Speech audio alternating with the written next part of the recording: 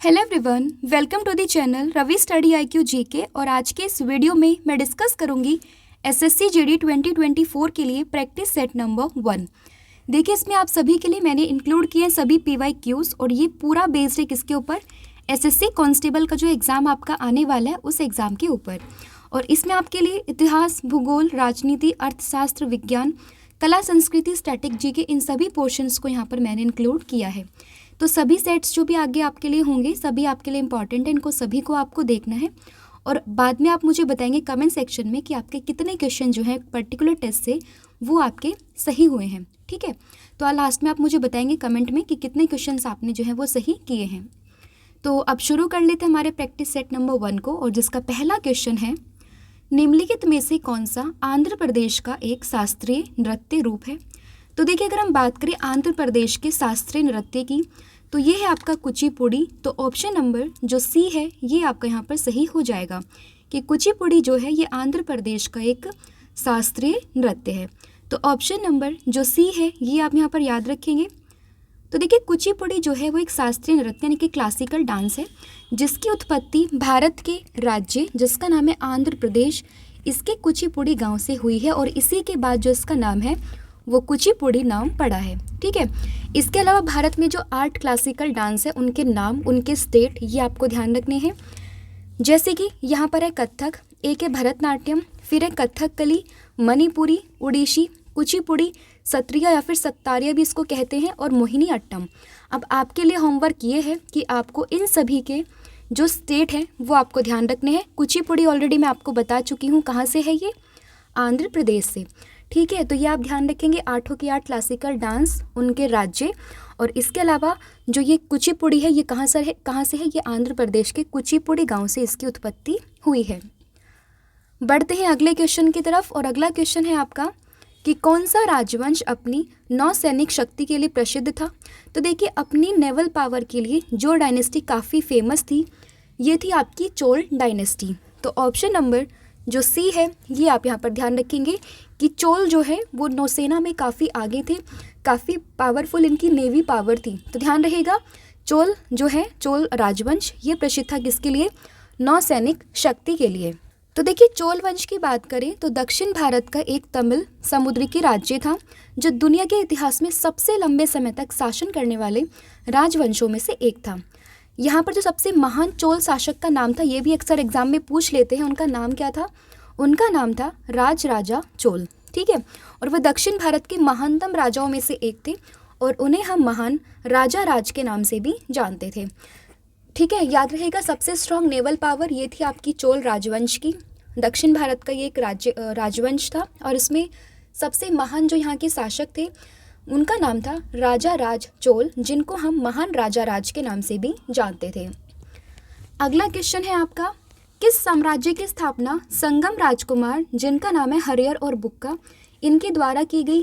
काफ़ी important question है कि हरियर बुक्का के द्वारा, हरियर और बुक्का ये 2 अलग अलग भाई हैं, इनके द्वारा किस साम्राज्य की स्थापना हुई थी। तो इन्होंने जिस साम्राज्य की स्थापना करी थी उसका नाम क्या था, इसका नाम था विजयनगर एम्पायर यानी कि विजयनगर साम्राज्य। तो ऑप्शन नंबर जो सी है ये आप यहाँ पर याद रखोगे। तो याद रहेगा कि हरियर और बुक्का 2 भाइयों ने जो साम्राज्य की स्थापना करी थी इसका नाम था विजयनगर साम्राज्य। ठीक है, अब देखिए विजयनगर साम्राज्य की स्थापना कब हुई थी, तो एक ईयर आता है 1336। तो 1336 ईस्वी में इन दोनों भाइयों ने, जिनका नाम है हरियर और बुक्का, इन्होंने विजयनगर साम्राज्य की स्थापना की थी। ये बात आपको जो है यहाँ पर ध्यान रखनी है। ठीक है, अब देखिए यहाँ पर ये आया संगम राजकुमार। देखिए, संगम डायनेस्टी से ये बिलोंग करते थे। हुआ क्या था कि मोहम्मद बिन तुगलक का नाम आपने सुना होगा, इन्होंने इस्लाम में इन लोगों को परिवर्तित करने की कोशिश की, और बाद में इन्हें परिवर्तित करने के बाद विद्रोह एक हो रहा था साउथ में, तो उसको कंट्रोल करने के लिए इन्होंने, मतलब मोहम्मद बिन तुगलक ने इन दोनों भाइयों को साउथ में भेजा यानी कि दक्षिण में भेजा। लेकिन वहाँ पर एक भक्ति संत थे, ठीक है, विद्यारण्य के नाम से, उनसे प्रेरित होकर इन्होंने 1336 ईस्वी में विजयनगर साम्राज्य की स्थापना वहाँ पर की थी। तो याद रखना, 1336 में विजयनगर साम्राज्य की स्थापना 2 संगम राजकुमारों ने की थी जिनका नाम था हरियर और बुक्का।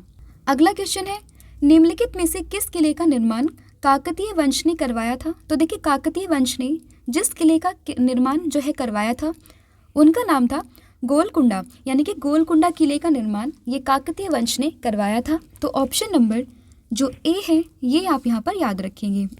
तो देखिए किले का निर्माण ये 13वीं शताब्दी में काकतीय राजवंश के द्वारा किया गया था और भारत के सबसे उत्कृष्ट गढ़ों में से एक माना जाता है। कौन सा? ये आपका गोलकुंडा किला, और उस समय की शानदार नवाबी संस्कृति का ये प्रतीक है। तो ध्यान रहेगा कि काकतीय राजवंश के द्वारा जिस किले का निर्माण करवाया है इसका नाम है गोलकुंडा किला। अगला क्वेश्चन है, पानीपत की दूसरी लड़ाई जो है वो निम्नलिखित में से कौन पराजित हुआ था?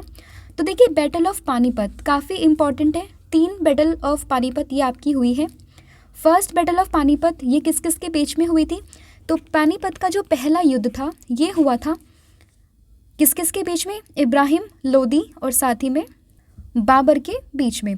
ठीक है, तो दिल्ली सल्तनत की थी ये लास्ट एक आप कह सकते हो इब्राहिम लोदी और साथ ही में किसके बीच में? बाबर के बीच में।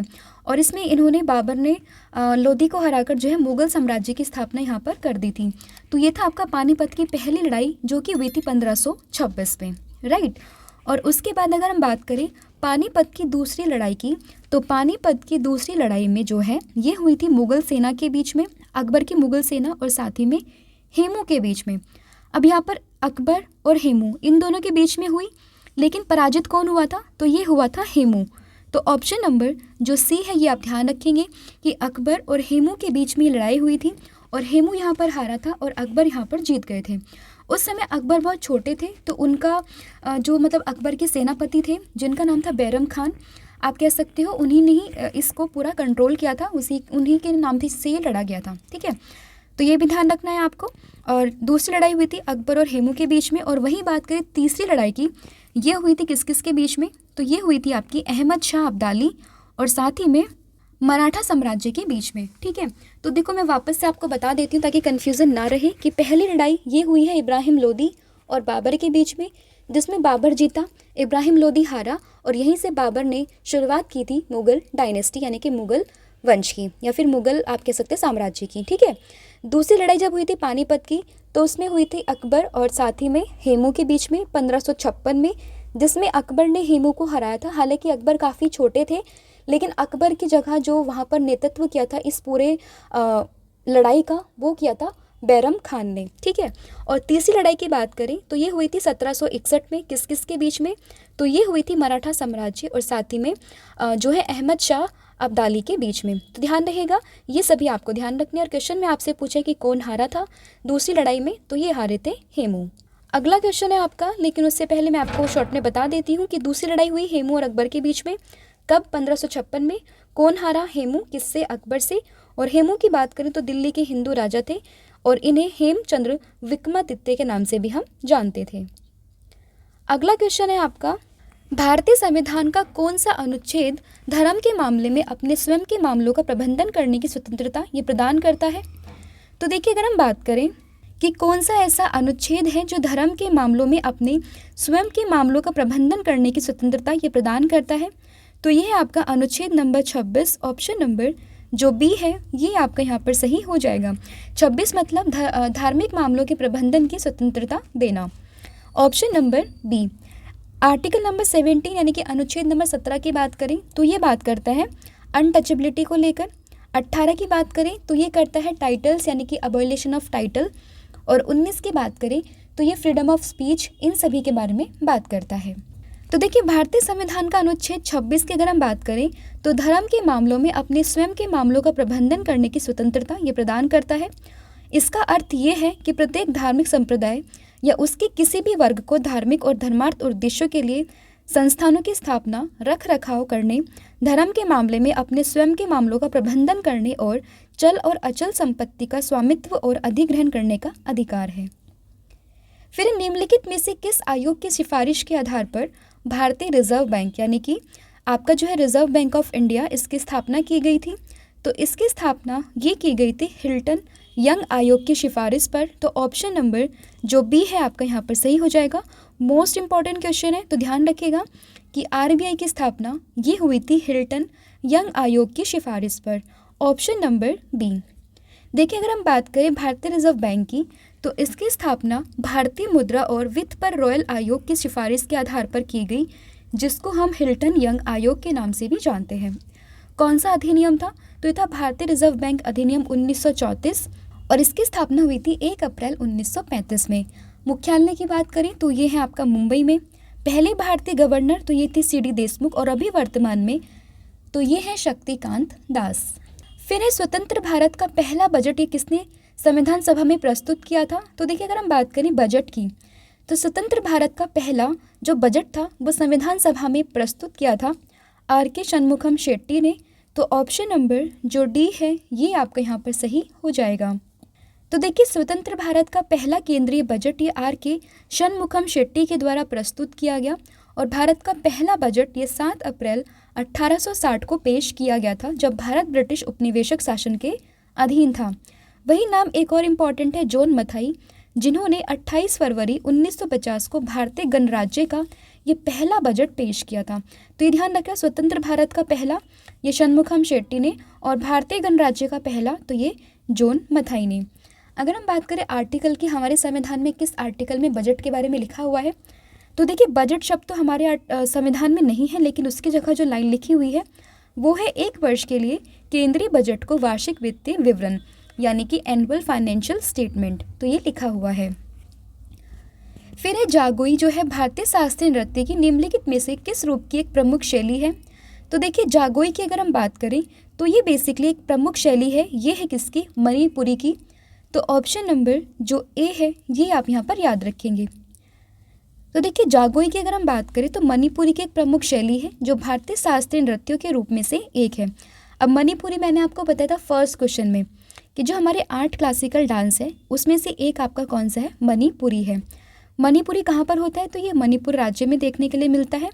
और जागोई ये मणिपुरी के भीतर एक पारंपरिक नृत्य रूप है जिसकी विशेषता लयबद्ध कदमों का उपयोग, अभिव्यंजक चेहरे के भाव और कहानी कहने वाले तत्व हैं। तो ये तो आपके लिए इम्पॉर्टेंट नहीं है, लेकिन आप ध्यान रखोगे कि जागोई ये आपका मणिपुरी शास्त्रीय नृत्य से संबंधित है। और मणिपुरी कहाँ का है? ये है आपका मणिपुर से। और कितने क्लासिकल डांस है? 8, जो मैं आपको ऑलरेडी फर्स्ट क्वेश्चन में बता चुकी हूँ। और होमवर्क आपका क्या था कि आपको उन सभी 8 की 8 क्लासिकल डांस के जो स्टेट हैं वो याद रखने हैं और कमेंट सेक्शन में बताने हैं। फिर है अमर मेल वल्ली पद्म भूषण प्राप्त करने वाली एक शास्त्रीय नर्तकी को किस शास्त्रीय नाट्य के लिए जाना जाता है? तो इनको हम जानते हैं किसके लिए? तो ये हम जानते हैं भरतनाट्यम के लिए। तो ऑप्शन नंबर जो ए है ये आपका यहाँ पर सही हो जाएगा कि अमरवेल वल्ली ये पद्म भूषण प्राप्त करता है और ये कौन से क्लासिकल डांस से बिलोंग करती है? तो ये करती है भरतनाट्यम से। तो देखिए प्रसिद्ध शास्त्रीय नृत्यांगना है अमरवेल वल्ली, ये भरतनाट्यम के लिए जानी जाती है। और भरतनाट्यम ये भारत के सबसे लोकप्रिय शास्त्रीय नृत्य रूप में से एक है जिसकी उत्पत्ति कहाँ से हुई थी? अगेन तमिलनाडु से हुई थी। तो 3 तो मैंने आपको यहीं पर बता दिए, भरतनाट्यम अभी, इससे पहले मणिपुरी और उससे पहले फर्स्ट क्वेश्चन में था कुचिपुड़ी जो कि आपका आंध्र प्रदेश से था। फिर निम्नलिखित में से किस संवैधानिक संशोधन अधिनियम ने भारतीय संविधान में शिक्षा के अधिकार को जोड़ा था? इंपॉर्टेंट क्वेश्चन है। तो देखिए कॉन्स्टिट्यूशन अमेंडमेंट की बात करें तो कौन से अनुच्छेद में है? ये है 368 में। कहाँ से लिया है? साउथ अफ्रीका से ये हमने लिया है, राइट। और अगर हम बात करें संविधान में शिक्षा का अधिकार ये कब जोड़ा गया? तो 86वें संविधान संशोधन के तहत ये हमने जोड़ा था। ऑप्शन नंबर जो डी है ये आप यहाँ पर याद रखोगे। तो देखिए अनुच्छेद 21A को 2002 के 86वें संविधान संशोधन अधिनियम के द्वारा जोड़ा गया और ये अनुच्छेद घोषित करता है कि राज्य में 6 से लेकर 14 वर्ष की आयु के सभी बच्चों को राज्य के द्वारा निर्धारित तरीके से मुफ्त और अनिवार्य शिक्षा प्रदान करेगा। अगला क्वेश्चन है भारतीय संविधान का कौन सा भाग ये केंद्र शासित प्रदेशों से संबंधित है? तो देखिए अगर हम बात करें केंद्र शासित प्रदेशों से संबंधित जो आपका भाग है, इस भाग का नाम है भाग नंबर 8। तो ऑप्शन नंबर जो सी है ये आप यहाँ पर याद रखोगे कि केंद्र सरकार जो है वो केंद्र शासित प्रदेशों को नियंत्रित करती है डायरेक्टली तौर पर। और ये कौन से भाग में है? ये आपका भाग नंबर 8 में, ठीक है। भाग नंबर 4 में क्या है? तो भाग नंबर 4 में आपको देखने के लिए मिलेंगी DPSP। भाग 5 में आपको देखने के लिए मिलेंगी क्या? यहाँ पर आपको यूनियन के बारे में पढ़ने के लिए मिलेगा, यानी कि केंद्र के बारे में। और उसके बाद अगर हम बात करें भाग 9 की, तो इसमें बात की हुई है पंचायत वगैरह के बारे में यहाँ पर लिखा हुआ है। तो ठीक है, आपको इतनी इन्फॉर्मेशन यहाँ से ध्यान रखनी है। तो देखिए केंद्र सरकार सीधी तरीके से केंद्र शासित प्रदेशों को नियंत्रित करती है, यानी कि आपने देखा होगा जितनी भी यूटीज़ हैं आपकी, लाइक चंडीगढ़ हो गया, दिल्ली हो गया, अंडमान निकोबार, पुडुचेरी, तो इन सभी को कौन कंट्रोल करता है? तो ये करता है आपका केंद्र सरकार। हालांकि दिल्ली एक्सेप्शनल आप कह सकते हो, पौंडुचेरी में भी आपकी गवर्नमेंट यहाँ पे बनती है। गवर्नमेंट इन द सेंस कि वहाँ पर इलेक्शंस वगैरह आपने देखा होगा, स्टेट लेजिस्लेचर असेंबली टाइप से होता है, ठीक है। और कौन सी यहाँ पर पार्ट में है? तो ये आपका भाग नंबर 8 में, ठीक है। और केंद्र शासित प्रदेशों के प्रशासन के लिए राष्ट्रपति के द्वारा उपराज्यपाल या फिर प्रशासक इसकी नियुक्ति की जाती है, लेकिन आपको दिल्ली में देखने के लिए मिलेगा क्या? वहाँ पर है आपके सीएम कौन? अरविंद केजरीवाल जी, ठीक है। फिर है भारत के सर्वोच्च न्यायालय का उद्घाटन, ये कब हुआ था? तो देखिए सर्वोच्च न्यायालय का उद्घाटन ये हुआ था 28 जनवरी 1950। ऑप्शन नंबर जो डी है आपका यहाँ पर सही हो जाएगा। तो देखिए 28 जनवरी की अगर हम बात करें 1950 में, तो हमारे आज़ाद होने के एक साल बाद, मतलब हम आज़ाद कब हुए थे? 1947 में, सॉरी। और उसके बाद देखिए हमारी संविधान सभा बनी, कमेटी बनी, सब हुआ।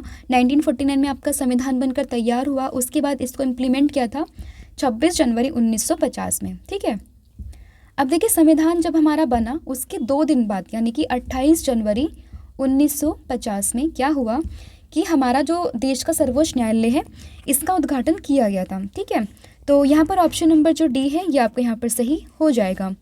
तो देखिए सर्वोच्च न्यायालय की स्थापना ये कौन से अनुच्छेद में है? 124 में है। और सर्वोच्च न्यायालय को हम संविधान के संरक्षक के रूप में जानते हैं। और अगर हम बात करें आर्टिकल नंबर 32 की, ये 5 प्रकार की रिट को इशू करता है, जिसके तहत आप डायरेक्टली सुप्रीम कोर्ट में जा सकते हो। हालांकि अगर आपके कोई भी फंडामेंटल राइट यानी कि मौलिक अधिकार आपके हनन होते हैं तो आप हाई कोर्ट में भी जा सकते हैं, लेकिन अगर आप चाहो तो मौलिक अधिकार के हनन होने पर आप सुप्रीम कोर्ट को डायरेक्ट अप्रोच कर सकते हो अंडर आर्टिकल 32। और इसको हम किस नाम से जानते हैं? संविधान की हृदय और आत्मा के नाम से। 1950 से पहले अगर हम बात करें तो सर्वोच्च न्यायालय को भारत के संघीय न्यायालय के रूप में हम जानते थे। और संघीय न्यायालय की स्थापना ये हुई थी 1 अक्टूबर 1937 में। फिर लौह स्तंभ निम्नलिखित में से किस स्थान पर है? तो ये आपको देखने के लिए मिलेगा दिल्ली में। अगर आपने दिल्ली की कुतुब मीनार को विजिट किया होगा तो यहाँ पर आपको ये आयरन पिलर देखने के लिए मिलेगा। तो ध्यान रहेगा ऑप्शन नंबर जो ए है ये आपका यहाँ पर सही होगा कि लौह स्तंभ यानी कि आयरन पिलर ये है आपका नई दिल्ली में। तो लौह स्तंभ की बात करें, भारत की राजधानी दिल्ली में है। लौह स्तंभ की जो अगर हम बात करें ऊंचाई कितना है? 7.21 मीटर लंबा है और लोहे का बना हुआ है। सबसे इंटरेस्टिंग बात यहाँ पर यह है कि अभी तक रस्टिंग इस पर नहीं हुई है। कहते हैं ना लोहे पर जंग लग जाती है, तो ये अभी इस पर नहीं लगी है, ये इसकी खासियत है। और ये दिल्ली के कुतुब परिसर में आपको देखने के लिए मिल जाएगा, ठीक है। और इस पर आपको किसके शिलालेख दिखते हैं? तो संस्कृत भाषा में आपको शिलालेख देखने के लिए मिलते हैं। जिसने इसको बनवाया था नाम था इनका राजा चंद्रगुप्त द्वितीय। फिर हड़प्पा शहर धोलावीरा को यूनेस्को की विश्व विरासत सूची में शामिल किया गया, ठीक है। तो कौन से नंबर के थे? तो ये थे 40वें नंबर के। तो ऑप्शन नंबर जो डी है ये आपका यहाँ पर सही हो जाएगा। अब देखिए यहाँ पे मैं आपको बताती हूँ कि यूनेस्को की अभी रिसेंटली कितनी साइट्स हो चुकी हैं। तो ये हो चुकी है 42वीं। 41वें नंबर की कौन सी बनी थी? तो ये शांति निकेतन बनी है अभी, ठीक है। और इसके अलावा 42वें नंबर की जो बनी है वो बने हैं हॉर्शल्स के मंदिर। और 15वें नंबर की अभी आपको गरबा आपको देखने के लिए मिलेगा। ये टेंजेबल जो साइट्स होती है अमूर्त वाली, उसमें शामिल किया गया है, ठीक है। तो 40वें नंबर की थी आपकी धोलावीरा, यूनेस्को की विश्व विरासत सूची में शामिल। 41वां आपका शांति निकेतन और 42वां आपका हॉर्शल है। और एट प्रेजेंट यूनेस्को में कितनी साइट्स हो चुकी हैं भारत की? ये हो चुकी हैं 42।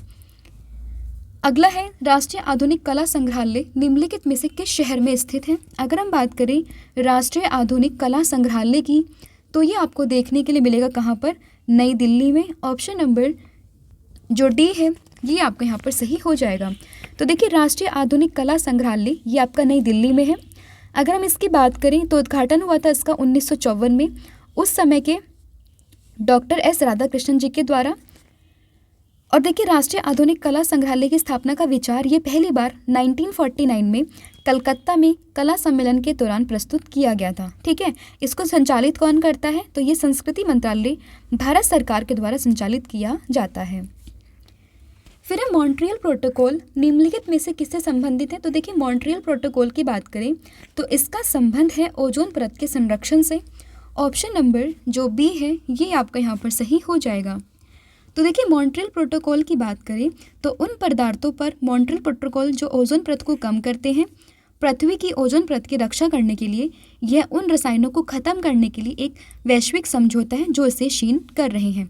देखिए ओजोन परत की बात करें, ओजोन यानी कि O3, ये हमें प्रोटेक्ट करता है सन की जो हार्मफुल रेडिएशन आती है यूवी, उनसे हमें बचाता है। तो स्ट्रेटोस्फेयर यानी कि समताप मंडल की अगर आप बात करें तो वहाँ पर आपको ओजोन लेयर देखने के लिए मिलती है। सन से जो भी रेज आती है यूवी, उनसे ये हमें प्रोटेक्ट करता है, ठीक है। और कुछ ऐसे पदार्थ होते हैं जो इसको डिप्लेट कर रहे हैं, इसको ये ख़राब कर रहे हैं इस लेयर को, जो कि हमारे लिए बिल्कुल भी अच्छी बात नहीं है। तो उसी के लिए प्रोटोकॉल बना था जो कि था आपका मॉन्ट्रियल प्रोटोकॉल, ठीक है।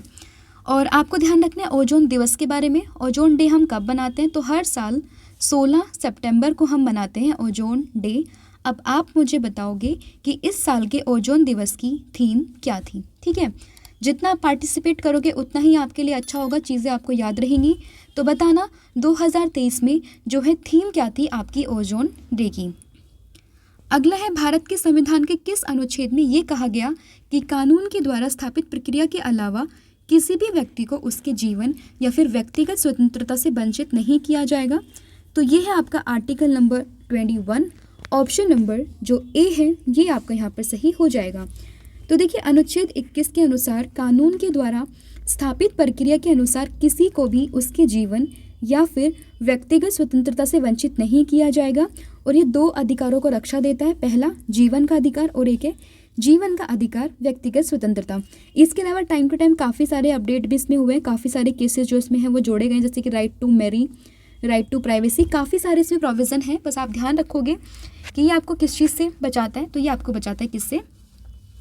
कि किसी भी व्यक्ति के जीवन को आप ऐसे नहीं ले सकते अनटिल और अनलेस कि वो संविधान में या कानून में नहीं लिखा हो, ठीक है। अगला क्वेश्चन है आपका कि प्रधानमंत्री जन धन योजना की शुरुआत ये किस वर्ष हुई थी? तो देखिए अगर हम बात करें प्रधानमंत्री जन धन योजना की शुरुआत ये हुई थी आपकी 2014 में। ऑप्शन नंबर जो बी है आप यहाँ पर याद रखोगे। तो देखिए प्रधानमंत्री जन धन योजना वित्तीय समावेशन का एक राष्ट्रीय मिशन है जिसमें व्यापक वित्तीय समावेशन लाने और देश के सभी घरों में बैंकिंग सेवाएं प्रदान करने के एक एकीकृत दृष्टिकोण है। ये योजना शहरी और ग्रामीण दोनों क्षेत्र को अंतर्गत करती है और अपने प्रत्येक खाता धारक को एक स्वदेशी डेबिट कार्ड प्रदान करती है। और इस योजना के तहत खाता खोलने के लिए कोई न्यूनतम शेष राशि की आवश्यकता नहीं है। फिर इस भारतीय संविधान की प्रस्तावना जो कि उद्देश्य प्रस्ताव पर आधारित है, यानी कि ऑब्जेक्टिव रेजोल्यूशन पर, ये किसने पेश किया था? तो ये किया था जवाहरलाल नेहरू ने। ऑप्शन नंबर जो बी है आप यहाँ पर याद रखोगे। देखिए भारत के संविधान के जो उद्देशिका है, जो प्रस्तावना है, जो प्रियम्बल है, काफ़ी इंपॉर्टेंट है। किस पे बेस है? उद्देश्य प्रस्ताव यानी कि ऑब्जेक्टिव रेजोल्यूशन पे। किसने पेश किया? जवाहरलाल नेहरू ने, जो कि हमारे देश के पहले प्रधानमंत्री थे। और इसकी शुरुआत होती है हम भारत के लोग, यानी कि सबसे इम्पॉर्टेंट अगर देश में कोई है तो वो कौन है? देश का नागरिक, क्योंकि देश का नागरिक ही डिसाइड करता है अपनी गवर्नमेंट को। अगर देश का नागरिक चाहे तो वो बहुत कुछ कर सकता है। अभी हमें अपने राइट्स ही नहीं पता होते हैं बहुत से लोगों को, तो इसलिए हमें अवेयर होने की ज़रूरत है और सबको पता होनी चाहिए कि हमारे संविधान में क्या लिखा है, क्या हमारे राइट्स हैं और क्या हम कर सकते हैं, ठीक है। तो ध्यान रहेगा कि किसने पेश किया था? जवाहरलाल नेहरू ने। इसमें जो शब्द यहाँ पर हैं जैसे कि संपूर्ण प्रभुत्व, संपन्न, समाजवादी, पंथ निरपेक्ष, लोकतंत्रात्मक, गणराज्य, इन सभी के बारे में भी आपको पता होना चाहिए। फिर आरबीआई की स्थापना ये कब हुई थी? तो देखिए अगर हम बात करें आरबीआई की यानी कि रिजर्व बैंक ऑफ इंडिया की, तो देखिए मैंने अभी कुछ समय पहले डिस्कस किया था कि हिल्टन यंग आयोग के द्वारा इसकी सिफारिश पर इसकी स्थापना की गई थी। कब? 1935 में।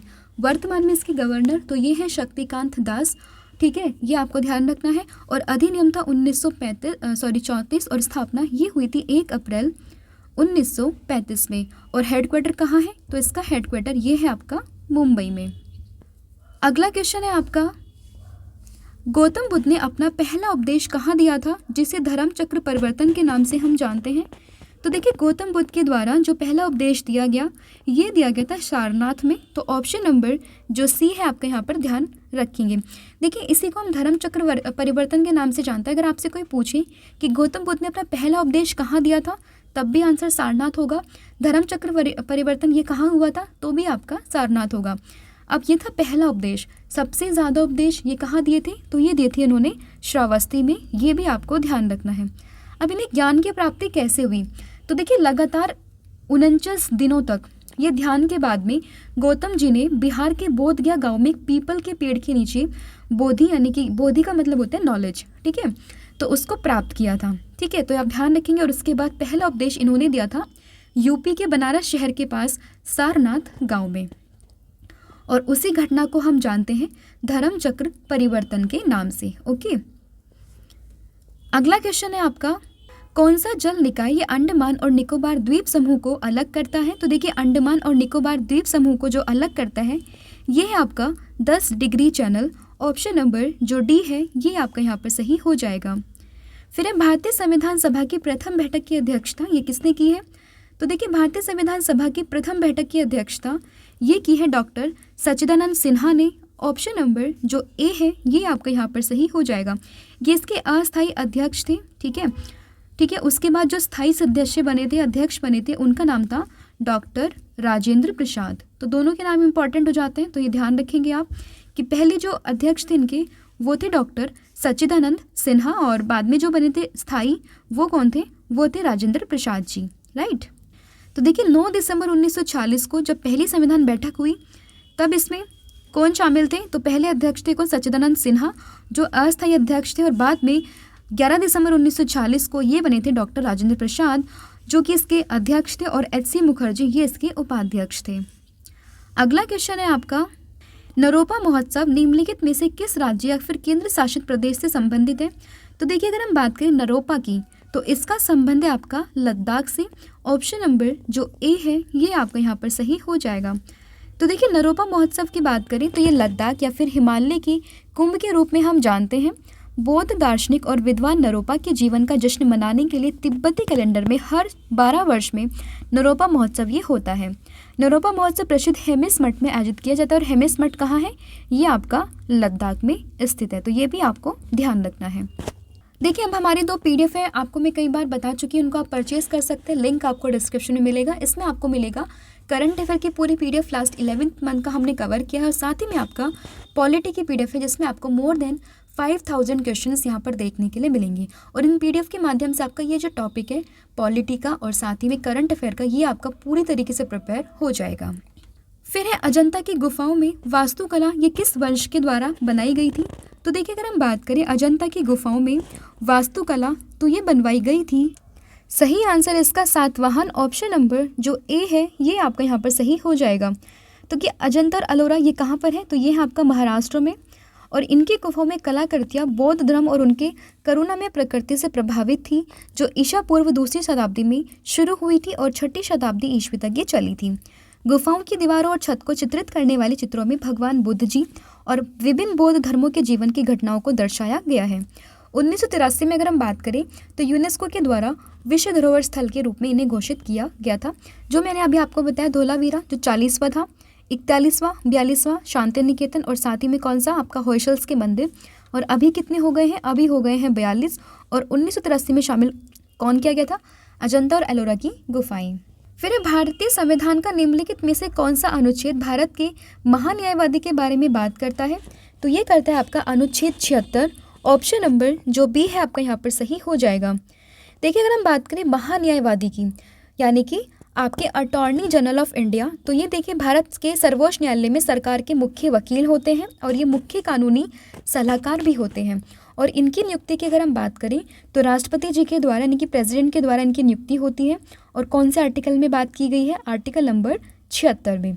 और योग्यता क्या है, यानी कि एलिजिबिलिटी क्या है? अगर किसी को अटॉर्नी जनरल बनना है तो उसकी एलिजिबिलिटी वही होती है जो कि सर्वोच्च न्यायालय के न्यायाधीश बनने की योग्यता होती है। मतलब अगर उनकी योग्यता सुप्रीम कोर्ट के न्यायाधीश बनने की योग्यता कोई व्यक्ति रखता है तो वो अटॉर्नी जनरल ऑफ इंडिया बन सकते हैं। फिर निम्नलिखित में से कौन सा स्मारक भारत में किंग जॉर्ज पंचम और क्वीन मैरी के स्वागत के लिए गुजरात शैली के प्रभाव से बनाया गया? तो ये था आपका कौन सा? Gateway of India. देखिए बच्चे गेटवे ऑफ इंडिया और इंडिया गेट दोनों में काफ़ी कंफ्यूज होते हैं। इंडिया गेट तो आपका दिल्ली में है और गेटवे ऑफ इंडिया आपका मुंबई में है। ठीक है, जब किंग जॉर्ज पंचम और क्वीन मैरी आई थी तो उसी दौरान में जो है वो गेटवे ऑफ इंडिया इसका निर्माण करवाया गया था। तो ऑप्शन नंबर जो ए है ये आप यहाँ पर याद रखेंगे। तो देखिए गेटवे ऑफ इंडिया स्मारक भारत में किंग जॉर्ज परचम और क्वीन मैरी के स्वागत के लिए गुजराती शैली के कुछ प्रभाव से बनाया गया था। फिर है पद्म भूषण से सम्मानित अन्नपूर्णा देवी निम्नलिखित में से किस वाद्य यंत्र की प्रसिद्ध वादक थी? तो ये प्रसिद्ध वादक थी सुरबहार की। ऑप्शन नंबर जो डी है ये आपका यहाँ पर सही हो जाएगा।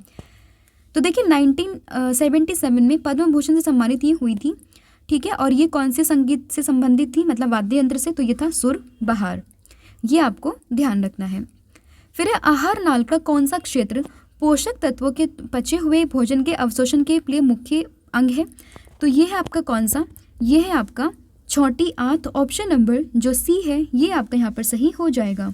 फिर है किसके नेतृत्व में उत्तर पश्चिम भारत में पठानों ने खुदाई खिदमतगार समाज का गठन किया, जो कि लाल शर्ट या फिर रेड शर्ट के नाम से हम जानते हैं? तो ये था आपका खान अब्दुल गफ्फार खान का। ऑप्शन नंबर जो ए है ये आपका यहाँ पर सही हो जाएगा। तो देखिए खान अब्दुल गफ्फार खान की बात करें तो इनको हम बचा खान के नाम से भी जानते हैं, और खुदाई खिदमतगार ये 1929 में ब्रिटिश भारत के उत्तर पश्चिम सीमांत प्रांत में, जो कि अब पाकिस्तान में है, तो उसमें ये खान अब्दुल गफ्फार खान के द्वारा एक आंदोलन था। फिर है ओरू जाति ओरू मातम ओरू देवम मनुष्यानु यानी मानव जाति के लिए एक जाति एक धर्म और एक ईश्वर, ये कथन किसके द्वारा दिया गया? तो ये नारा दिया गया था या फिर ये कथन था किसका? श्री नारायण गुरु का। ऑप्शन नंबर जो बी है ये आपका यहाँ पर सही हो जाएगा। फिर है 1998 में किस भारतीय अर्थशास्त्री को आर्थिक विज्ञान में नोबेल स्मारक पुरस्कार से सम्मानित किया गया था? तो ये सम्मानित हुए थे कौन? इनका नाम था अमर्त्य सेन। ऑप्शन नंबर जो ए है ये आपका यहाँ पर सही हो जाएगा। तो देखिए इकोनॉमिक्स में इन्हें ये प्राइज़ मिला था 1998 में। नाम है इनका अमर्त्य सेन, इंपॉर्टेंट है। इसके अलावा अभिजीत बनर्जी का नाम भी आपको ध्यान रखना है, इन्हें भी नोबेल प्राइज़ मिला है इकोनॉमिक्स के फील्ड में। अब देखिए नोबेल प्राइज़ की बात आई है तो इस साल का जितने भी आपके नोबेल प्राइज़ मिले हैं ये आपको ध्यान रखना है। ये आपको वीडियो मिल जाएगी हमारे यूट्यूब चैनल पर। आप सिंपली डालेंगे Nobel prize 2023 by Ravi sir, ठीक है, या फिर आप जाके देखोगे वीडियोस में, आपको ये पूरी वीडियोस देखने के लिए मिल जाएंगी। यहाँ पर आपका ये पूरा टॉपिक आपका कवर हो जाएगा। तो देखिए अमर्त्य सेन एक भारतीय अर्थशास्त्री और दार्शनिक है। कल्याणकारी अर्थशास्त्र और सामाजिक पसंद सिद्धांत में ये आपको ध्यान रखना है। उनके योगदान और समाज के सबसे गरीब सदस्यों की समस्याओं में उनकी रुचि के लिए उन्हें 1998 में आर्थिक विज्ञान में नोबेल मेमोरियल पुरस्कार से सम्मानित किया गया था। फिर हम भारतीय परमाणु कार्यक्रम के जनक के रूप में किसे जानते हैं? तो देखिए भारतीय परमाणु कार्यक्रम के जनक के रूप में हम जानते हैं होमी जे भाभा को। ऑप्शन नंबर जो ए है ये आपका यहाँ पर सही होगा। तो देखिए होमी जहांगीर भाभा को हम भारतीय परमाणु कार्यक्रम के जनक के रूप में जानते हैं। वह एक भारतीय परमाणु भौतिकी विज्ञानी थे जिन्होंने भाभा परमाणु अनुसंधान केंद्र और Tata institute of fundamental research की स्थापना की थी। डॉक्टर होमी भाभा ने जनवरी 1954 में परमाणु ऊर्जा प्रतिष्ठान ट्रॉम्बे की स्थापना की थी और 1966 में परमाणु ऊर्जा प्रतिष्ठान ट्रॉम्बे का नाम बदलकर भाभा परमाणु अनुसंधान केंद्र ये कर दिया गया था। फिर पृथ्वी का बाहरी कोर निम्नलिखित में से किन अवस्थाओं में पाया जाता है? तो ये होता है आपका तरल। ऑप्शन नंबर जो डी है आपका यहाँ पर सही हो जाएगा। तो देखिए बाहरी कोर लगभग 2200 किलोमीटर मोटा होता है और ज़्यादातर यहाँ पर तरल लोहे और निकल से बना होता है। पृथ्वी का बाहरी कोर एक तरल पदार्थ है और पृथ्वी के ठोस आंतरिक कोर के ऊपर और उसके मेंटल के नीचे स्थित है। यह हमेशा 4500 डिग्री सेल्सियस से 6000 डिग्री सेल्सियस तक के उच्च तापमान पर होता है और बाहरी कोर पृथ्वी का चुंबकीय क्षेत्र बनाता है जो पृथ्वी पर सभी जीवन की रक्षा करता है। फिर निम्नलिखित में से कौन सा भूकंप के संबंध में उद्गम केंद्र के लिए प्रयुक्त होने वाला पद है? तो देखिए अगर हम बात करें कि which of the following is term used for epicentre in relation to earthquake, तो ये है आपका अवकेंद्र। देखिए दो चीज़ होती है, एक तो होता है आपका एपी सेंटर और एक होता है आपका हाइपो सेंटर, दोनों डिफरेंट होता है। इसका आंसर ध्यान रखेंगे ऑप्शन नंबर ए। अब वो कैसे? देखिए अगर आप पृथ्वी पर हैं, ये आप यहाँ पर आप खड़े हो और आपने यहाँ पे भूकंप के झटके, ये आपके प्लेट्स हैं, ठीक है, यहाँ पर आपका भूकंप जो है वो ओरिजिनेट हुआ है और ये आपका यहाँ पर महसूस हुआ है। तो जो पृथ्वी पर आपको पॉइंट दिखेगा इसको हम कहते हैं एपी सेंटर।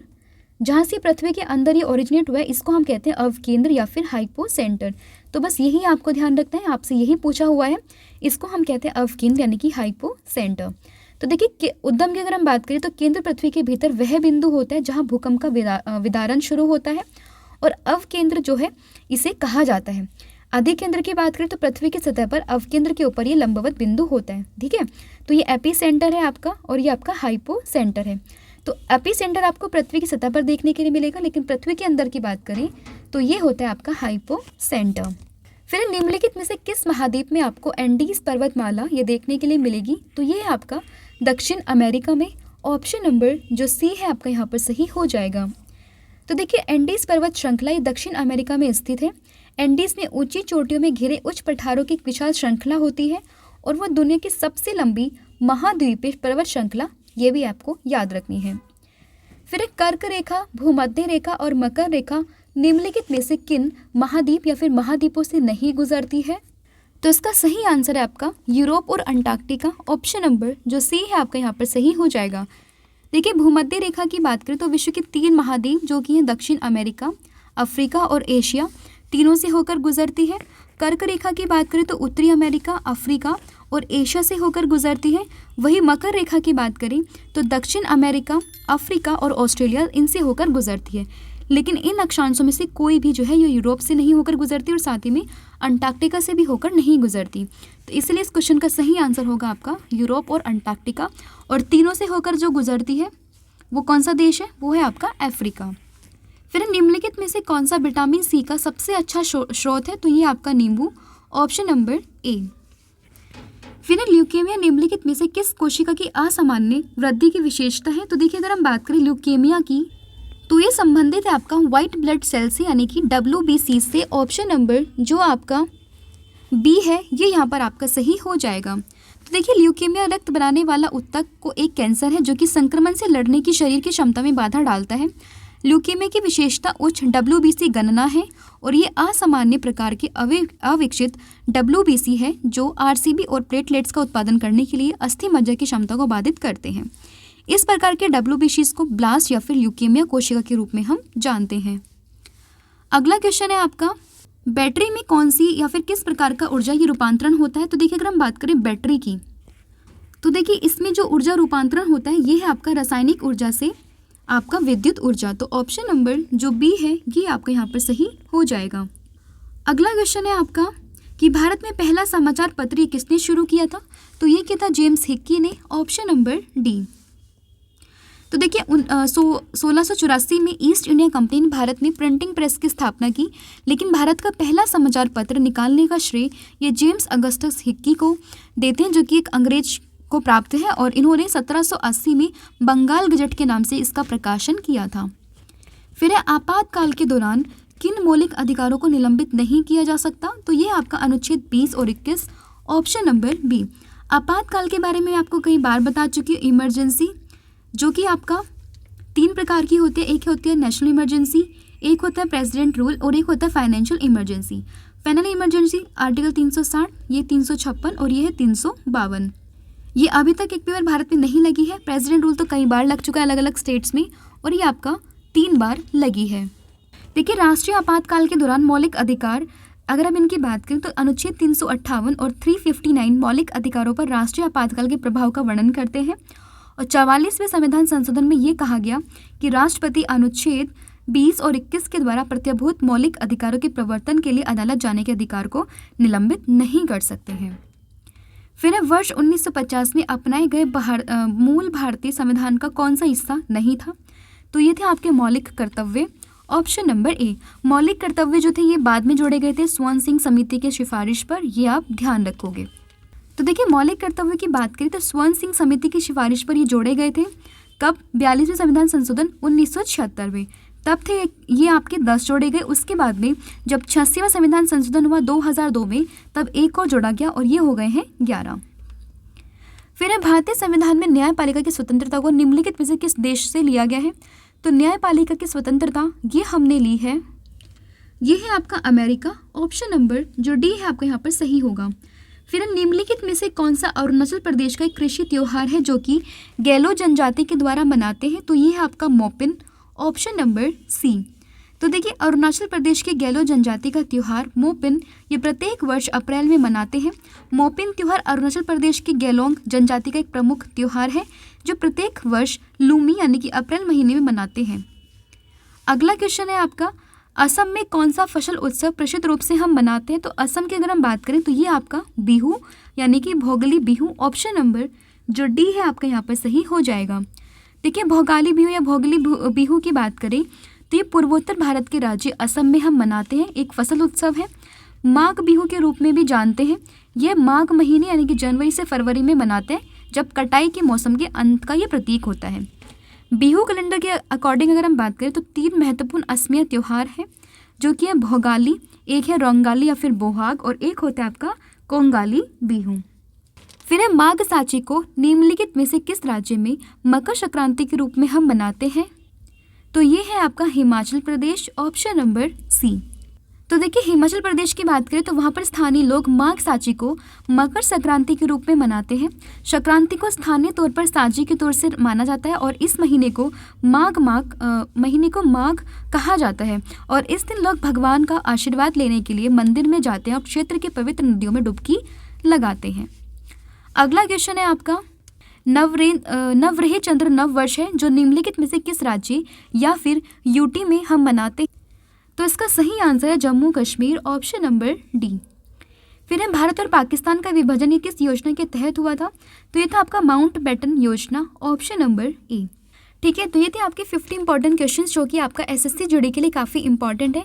पीवाईक्यूज मैंने इसमें यहाँ पर लिए हैं क्योंकि पीवाईक्यू आपके लिए काफ़ी इंपॉर्टेंट हो जाते हैं। साथ ही में मैंने जो भी एक्स्ट्रा फैक्ट आपके साथ डिस्कस हो सकते हैं वो सभी मैंने यहाँ पर डिस्कस किए हैं। अब आप मुझे बताओगे कि आपने कितने क्वेश्चंस यहाँ पर सही किए हैं और कितने आपसे गलत हुए और आप चेंजेस क्या चाहते हैं ये भी आप मुझे बता सकते हैं, राइट। अब मैं आपसे पूछती हूँ 2 क्वेश्चन जिसके आंसर्स आप मुझे कमेंट सेक्शन में दोगे। तो पहला क्वेश्चन है आपके लिए कि भारतीय संविधान का कौन सा अनुच्छेद धर्म के मामलों में अपने स्वयं के मामलों के प्रबंधन करने की स्वतंत्रता ये प्रदान करता है? इसका जो भी आंसर है आप मुझे कमेंट सेक्शन में दोगे। और अगला क्वेश्चन है आपका कि किस साम्राज्य की स्थापना संगम राजकुमार हरियर और बुक्का ने की थी? तो इसका आंसर भी आप मुझे कमेंट सेक्शन में दोगे। तो आज के लिए इतना ही है। इसके अलावा 2 PDF ऑलरेडी मैं आपको बता चुकी हूँ, उनको आप परचेज़ कर सकते हो, लिंक आपको डिस्क्रिप्शन में मिलेगा। साथ ही में आप हमारी वेबसाइट को विजिट कर सकते हो, इसका लिंक भी आपको डिस्क्रिप्शन में मिल जाएगा। इसके अलावा हमारा ऐप भी लॉन्च हो चुका है जहाँ पर आपको डेली करंट अफेयर देखने के लिए मिलेगी। इसके अलावा काफ़ी सारे ट्रेंडिंग टॉपिक्स पर आपको क्विजेस देखने के लिए मिलेंगे जहाँ पर जाकर आप अपनी प्रैक्टिस कर सकते हैं। तो stay updated with us and साथ में आप हमारे ऐप को भी डाउनलोड कीजिएगा, लिंक आपको उसकी भी डिस्क्रिप्शन में मिलेगी या फिर डायरेक्टली आप प्ले स्टोर पर विजिट कीजिए और लिखिए रवि स्टडी IQ GK, तो आपको वहाँ पर जो है वो लोगों के साथ में देखने के लिए मिल जाएगा क्या, हमारा एप्लीकेशन, तो उसको भी आप डाउनलोड कर सकते हैं। आज के लिए इतना ही है। Thank you so much, have a good and wish you all the very best for your exams. Thank you.